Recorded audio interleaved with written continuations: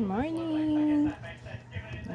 Today ang baligya guys kay kaning blasting. Ayan. Ice cream cone siya. Then na siya feeling sa sulod na mura-mura siya o cornetto. So, atong baligya ni is tag 5 ang isa. Ang isa ka cone. Isa ka inana tag 5. Then ang akong gipalit is assorted. So, na siya strawberry o naa siya chocolate flavor.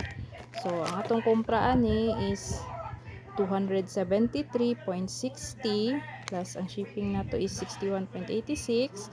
So, mao na nga atong kapital is nasa 335.46 jud.